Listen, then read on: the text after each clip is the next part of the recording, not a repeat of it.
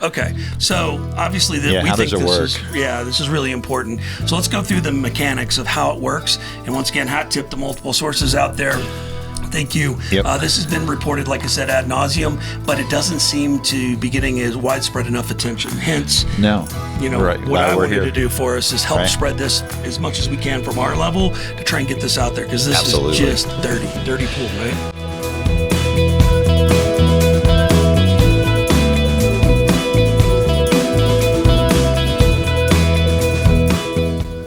Hi, I'm Eric. I'm Mike. And welcome to the Cyber Sitrep, the cyber situation. Yes, report.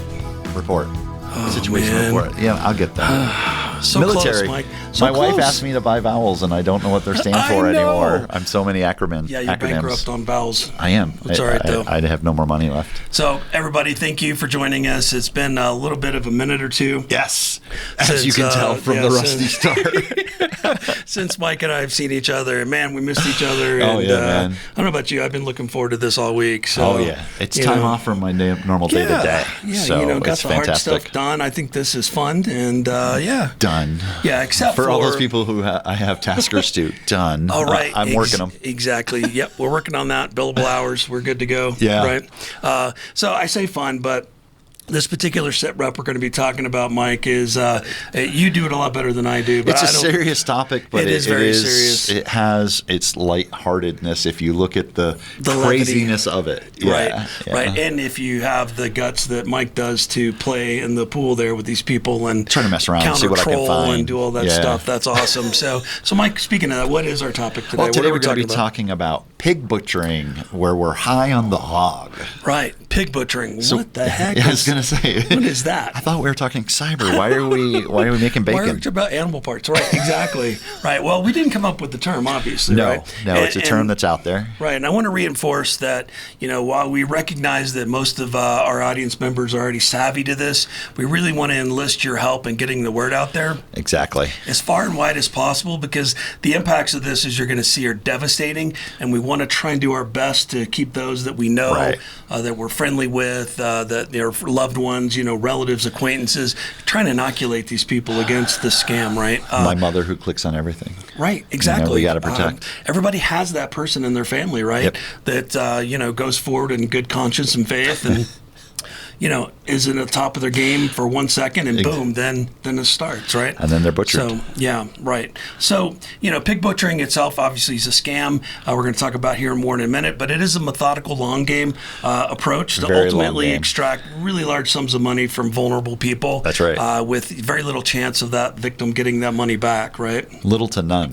Yeah. And once again, we're going to talk about financial impact here in just a second, but my jaw hit the ground as usual when I read up on stats on what the actual estimates are for damage for this, right? Just quick overstat over everything, not pig butchering directly, but I read a stat that the third largest economy in the world, it's U.S., China, and then scammers. Cyber scammers is the third largest economy in the world. Wow. Why doesn't that surprise me? Well, and then we're going to see why when we hit some of these exactly. facts. I mean, this is just one of many scams. Right. So, me, Mike, I have to do definitions. Can we go to the definition? Yeah, we have to. I'm just itching, you can tell, right? Just want to make sure we're on the same sheet of music. We're going to have to talk to the tech team. Do they throw up like a Webster in the middle of us here or something? A statue? That would be awesome. Nate, can you get on that for us? That would be great. So, by the way, hat tip to Nate and Dave. Thanks, guys, for doing this for us. We missed you guys. We're going to have good. All right, so I've got two sources of truth here. I was reading multiple definitions, and obviously everybody does it better than I do. So I've got one from the state of California, and then one from Google AI Overview, actually, I thought was decent. Right? Okay. I know. So first one from state of California, officially, pig butchering is an investment scam where fraudsters gain the trust of victims over time and then deceive them into investing in fake crypto assets or another fraudulent investment opportunity. The term pig butchering refers to the agricultural practice of fattening pigs before slaughter, symbolizing how scammers fatten their victims with false attention before exploiting them financially, right? That's right. Exploitation. Yep, they're just plumping you up. Yeah, to take you for the and how big ride. brutal how brutal and accurate is a description is that, right? It mean, is. it's kind of coarse, not something I would have picked, but it's perfect. It fits. Description, It right? does. And then a little bit of overlay, pretty much the same thing here from Google AI. Pig butchering is a sophisticated investment scam, often involving cryptocurrency, where fraudsters build a relationship with their victims over time, gaining their trust before persuading them, right, setting the hook to invest in fake opportunities. And then same thing, fattening up the hog before slaughter, that kind of thing, right? So, so that's what it is. And as opposed to smash and grabs, Mike, where we talked That's your about 7-Eleven. That's the quick right. in and out. And we talked about the smishing scam with a toll road fee of $35. It's instant. This is the opposite of that. Yep. This is the long con, right? Exactly. And that's why it's so devastating when it gets pulled off, because they hook people in completely. We'll talk about it in a second, and then they're off to the races, right? Exactly. It's let me be your friend. Right, exactly. And once again, I swear it'll get better toward the end, because we got some pro tips on how to stop this, or to become a Mike and have fun with it, right? But I was looking up the financial impacts of this, right? Yeah. Wow. And oh my God. So I was in a mood. So I was looking this up, and I had Princess Bride in the back of my head for some reason, and the word I came up with to describe the impact was inconceivable. It was insane, right? I was going to say impossible. I'm like, no, that's not right. Astronomical, sure, but inconceivable is the perfect fit there. Well, so if you now we haven't know seen where your that, brain guys, was for sure. at least that was in a good place, That's right. I love that movie. It was My great. name is Prepared to die. No, Prepared we're not going to do that today. Pig butcher. You got to keep us on track, guys. Don't let us get off topic here. All right. So, What are the individual stats? lost estimates, right? This is per person, right? Absolute lowest end, average of $35,000. That's right. Per person, all the way up to, and this was a real case, because I saw the stat and I'm like, that can't be true. I looked it up. There was an unfortunate lady that lost $3 million. I can top you. $1 million. Yeah. Yeah. Go ahead. A CEO of a small personal bank. Yes. Tell He this lost one. all the bank's money. He invested the bank's money, which was not his money. Of course, I think that was all around $47 million, Yes. wasn't it? If I He remember put right. it all into this crypto for the bank to invest, thinking he was going to get great money return. For your money, because it was the person's money in the bank. Right. And then he found out it was a pig butcher. Yeah. And I think he's being prosecuted, isn't he? Oh, yes. Yeah. I remember reading that story. The people were lucky enough to have the FDIC some protections for the people. Right, up to $150,000. But Right. other than that, you're toast, right? Yep. So, man, I remember reading that. You're right. You beat me as usual, guys. No, Mike's no. always. I saw that on John Oliver, so that's how I know. Yes, which was awesome, right? I love that show. And then, further up at the U.S. level, estimates in 2023 alone were $4.4 billion in losses. Billion with a B. With a B. That's not me just not being able to talk properly, sibilance, but billion, right? And then globally, estimate is over $75 billion globally over the last 4 years. Which contributes to the overall money, which makes it the third largest economy. Right. GDP's third largest. Wow, that is just by crazy, cyber criminals. Right? That's right. That's insane. Okay, so obviously we how think does it work? This is really important. So let's go through the mechanics of how it works. And once again, hat tip to multiple sources out there. Thank you. Yep. This has been reported, like I said, ad nauseum, but it doesn't seem to be getting as widespread enough attention. Hence, what I wanted to do for us is help spread this as much as we can from our level to try and get this out there, because this is just dirty pool, right? Well, and because this one is that long con where they're really getting into your psyche before they even ask for a penny. Right, and then at the end, it's even worse because they torment the victim, right? Yep. So anyway, with that, Mike, please, what's the first step in how we get scammed with this? Has anyone out there gotten that text that says, "Hello, is this Bob?" Right. And you're like, "No, it's not Bob. You have a wrong number." And like, "Oh, my friend was trying to put me in touch with Bob. Sorry I bothered you," or innocuous connections, an email. But text is a good start typically. Text is probably the most prevalent, right? Yep. At least for initial contact. Exactly. And then social media as well. Social media, if you get the same kind of thing. LinkedIn, I get I'm admiring your profile and think you're a genius. Can I talk to you? Exactly. And I'm like, not a dating site. No, this is LinkedIn. I like to use the analogy, Mike. It's like the little hook before the big hook comes to get you, right? So it's just there to slow you down just a little bit and kind of take you off your stride a little bit and get you to slow down. And then from there, then you get consumed or you get hooked by the business hook, right? Exactly. That does everything to you. And so it's just starting with a small conversation, and then they gain your trust as far as, once they get past we didn't know each other, then they want to get to know you. Absolutely. I'm sorry I got Eric, not Bob. Right. But hey, Eric, you're cool. Fascinating, yeah, right? let me tell me all about yourself. Yeah, give me a little bit of data. What do you do? And how many of us have those lonely moments when we're like, I'm fine. I want to talk to you too. That sounded well too practiced there. Yeah, that's awesome. Sometimes. Well, and to Mike's point, everybody, what happens is once that initial hook is set, and they've got your attention, they'll elicit more information from you, and then in the background they're looking that up on social media, right? That's right. They're footprinting you even more, right? They're looking at all that data you've given them, maybe your company you work for, what your LinkedIn handle is, et cetera, and they try to build a full dossier on you, right? Oh, the more they know. The more they know, the more they can manipulate you, right? And they get actually your ask trust. you because they become your friend, right? Absolutely. I'll do that in air quotes for those who are watching, not just listening. Right. It is that their whole point is to gain your trust and be friendly with you. No money, no ass. Just tell me about your life. Purely social, right? Yeah. And once again, that information is being used. You catch our other Sitrep. When we talk about social engineering, all these practices are put in play, including this concept of building a pretext, right? Yep. A fake persona that's targeted to you and your interests, right? So they're going to get that from you. So if you give them that information up front, they're going to use that against you. They're going to mirror, that kind of person you're looking for to have a relationship with socially. And they push it to what you say, whether romantic, you're single, or you're having problems on your Facebook or whatever. Exactly. They pivot wherever you're at. Or they go to you're just lonely and need a friend or whatever it may be. But they learn you very deeply, and then that's when they drop the hook, the bigger hook. Yes. Yep. Once they've gotten your trust, your rapport, that it's reciprocity going, right? Yep. Yeah. And then let's talk about the big hook now, Mike. So what happens? You've shared your secrets, you've bared your soul to this person, they've bared their soul, wink, wink, nod, nod. It's all fake.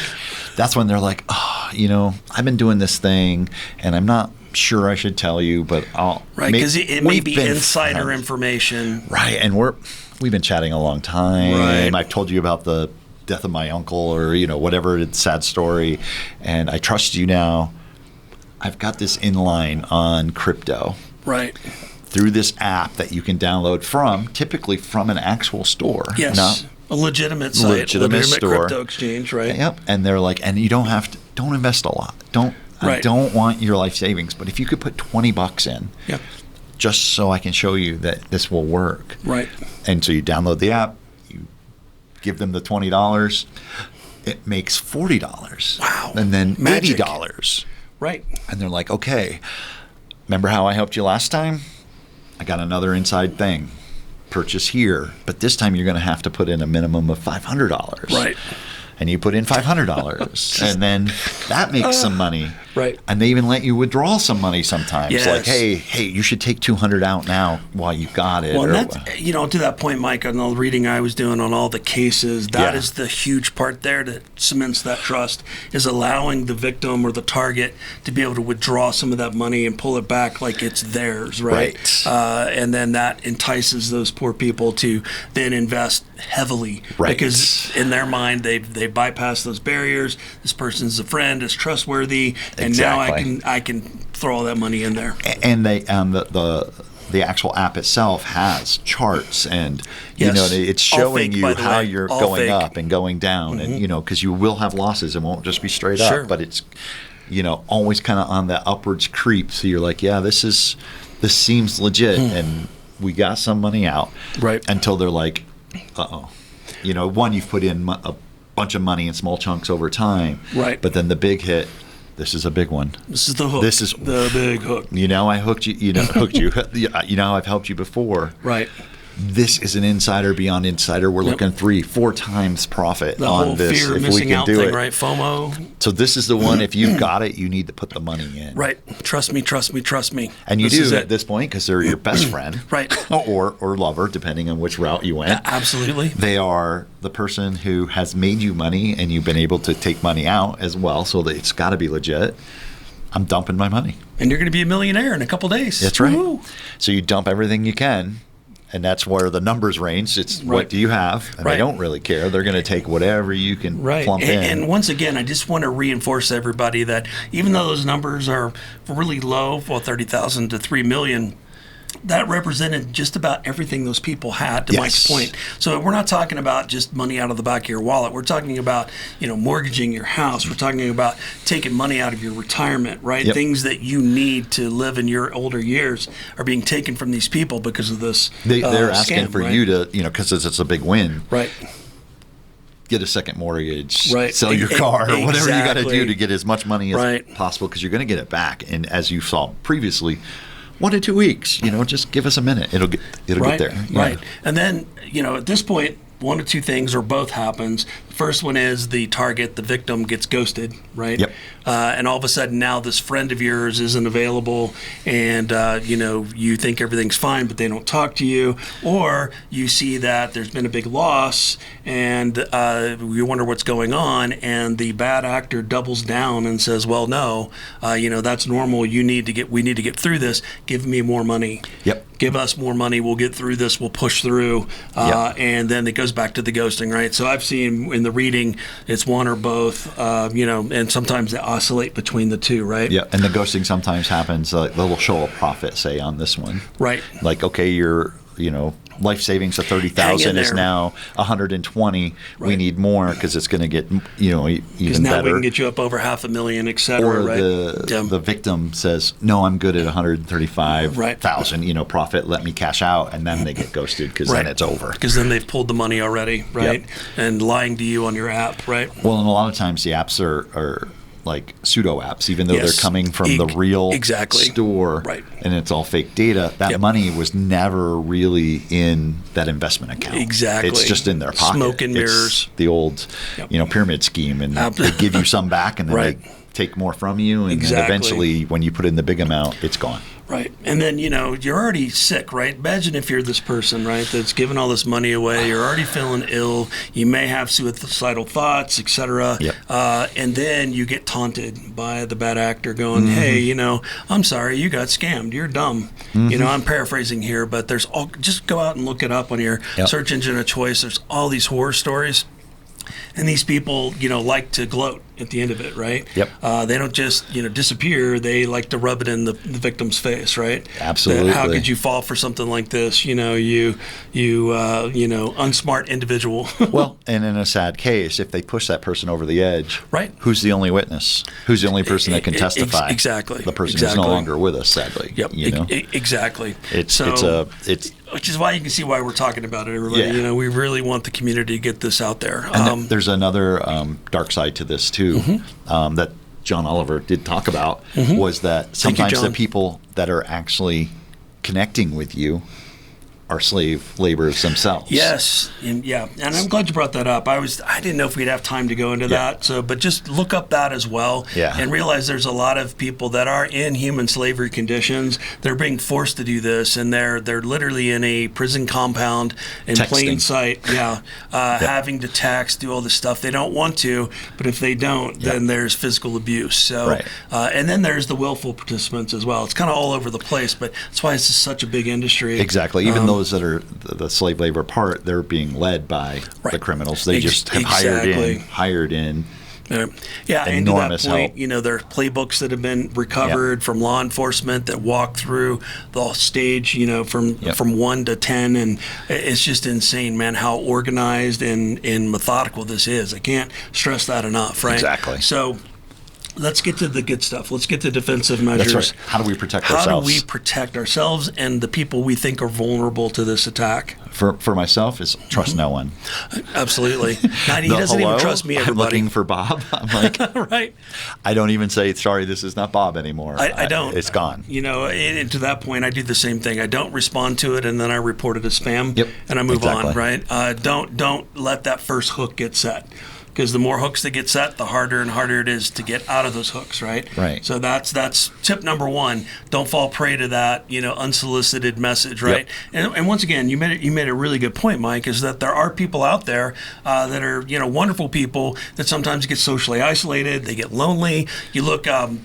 The loneliness pandemic right now is the largest in the country, at least for the United States right now. Number one condition affecting people, right, is loneliness. So got it. So even people that know better on a regular day, if you're having a bad day and you feel a little bit, isolated, you could fall prey to this, right? So don't respond to those unsolicited messages. And for those of you that know people like that in your circle, engage them periodically to do a proof of life, right? A pulse check, just letting them know that, hey, you're not alone. If you need more interaction, please let us know. In the tech world, and my wife was talking to me about this just recently, is what we grew up with landlines. Yes. So when someone called, we assumed if it was a wrong number, we were on the phone already. We had to pick it up to know who they were there. Exactly. And you would just say, I'm sorry, wrong number, and you would hang up. You're right.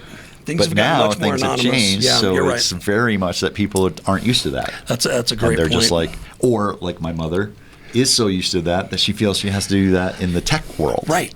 I'm sorry, this is not me. Absolutely. Oh. Yeah, and it's not that these people don't know any better. It's just that's the way we've been conditioned over time, et cetera. So next step, let's say they get that first hook in, Mike, where you respond to that and they start to get to know you. The next critical break point there is when they ask you for money, right? When they ask you to do that initial investment, don't ignore that lizard brain that we all have, that primal fear, this isn't right. Listen to that. That's right. And then walk away from there, right? Well, and just think, would you give someone on the internet any amount of money if you've never seen their face? Yes, you've never been in person, because they can video chat now. They can fake that kind of thing. Sure can. Let's get another great John Oliver AI slop. Yeah, that was awesome. I just saw that one. But it's the whole idea is, if I'm going to invest my money, and I would do this anyway, like even with a broker or something like that, I want to see the person face to face. Right, and vet that they are who they say they are, right? Research that. Great tools out there, search engines, there's, SEC filings, there's all this stuff that you can go out and look at. You can even call your bank and say, hey, and I know this sounds crazy, and bankers are going to thank me for saying this. If you let your bank know, hey, somebody's asking me for money, they have people that do this, that look this stuff up, and they will run it to ground for you because they want to protect you, their client, so that they don't have money they have to replace. That's right. Right? So, and I'm not beating up bankers. I'm just saying they have staff that are trained to respond to this, right? So don't go about this alone. If you don't know how to do the research yourself, reach out. You can even talk to local law enforcement, right? I mean, you can reach out to the cyber community. Shoot us an email. I don't care, right? We'll help you vet those sources because odds are they're not legitimate. Trust that primal brain, right? Right. Lizard brain, as I call it. Don't give your money to anyone. Exactly, right. And the instant somebody asks you for that, then that big hook is being set. That's right. Right. You can almost feel it in the back of your neck that it's about ready to go through there, right? Also, record all your conversations, right? Keep timestamps. Exactly. If you've been in and you're getting to that point, don't delete anything, even when your time to leave. Because it's evidence, right? Because even if that big hook does get set and you lose some of your finances, you can still use that as forensic data for the investigators, which we're going to talk about in a second, for post-compromise that can and will use that to help try and recover your money for you. Exactly. Right? Okay. And then, the best thing I've always remembered from the military is if you're in a hole, stop digging, right?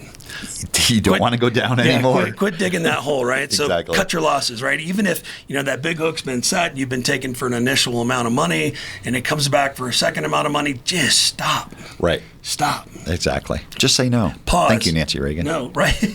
Nice reference there, man. And climb out of the hole, right? Exactly. Yeah. Well, right. Which brings us to post-compromise. Well, and post-compromise is you don't dig deeper. You look up and ask for someone a hand, and a ladder, or however deep you are to get out. And so what are those helping hands, Mike, that we have? You can contact, you even said the bank is a great one to contact the bank. Absolutely.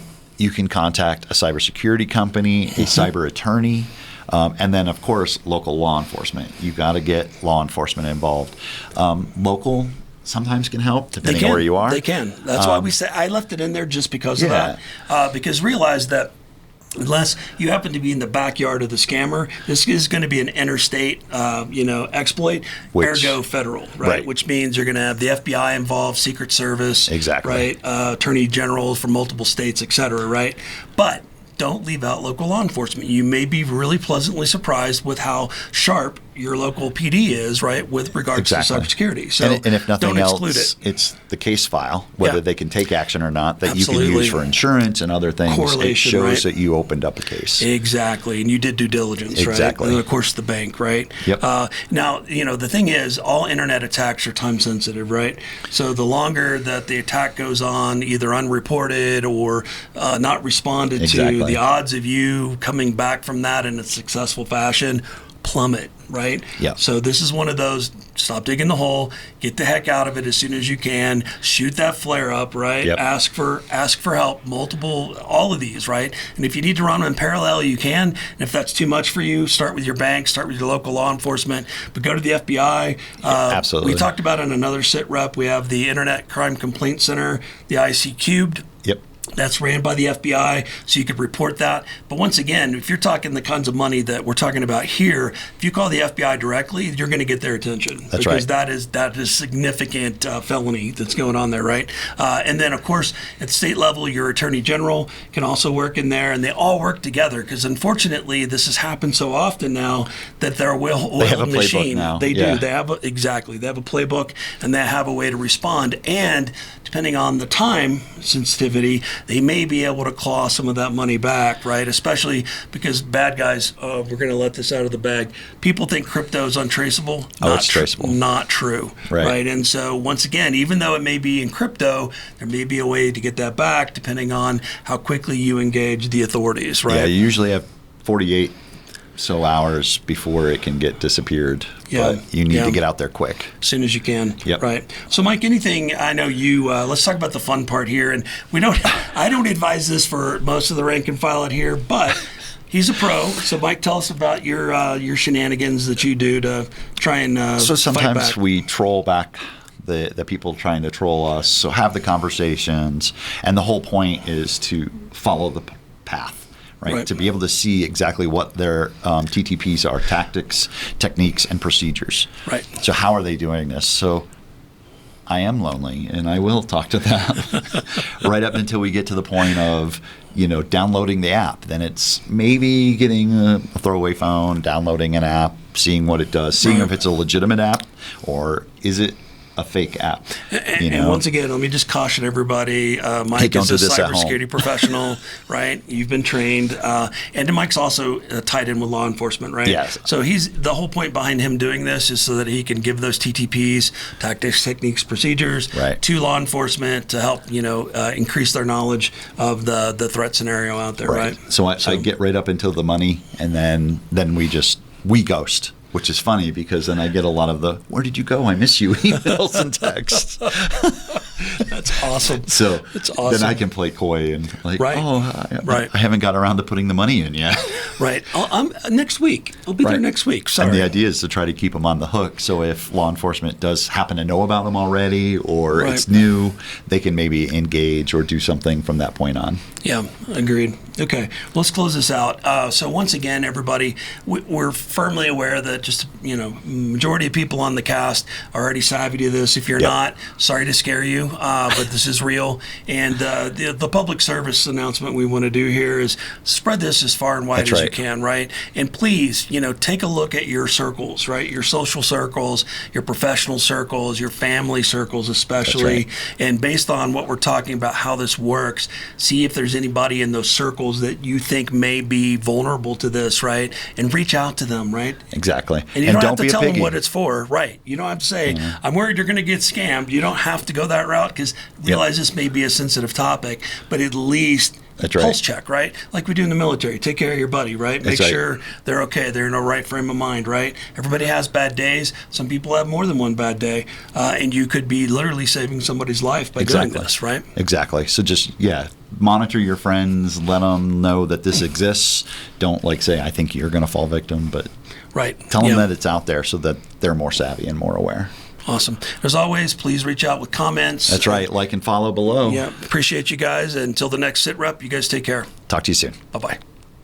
Hey, remember to like and follow us here on our podcast and YouTube channel. And we are coming to you from the Studio 809 Community Podcast Studio at the Next Us, which is a professional cooperative environment for small businesses here in downtown Colorado Springs. You should check them out. Come check it out.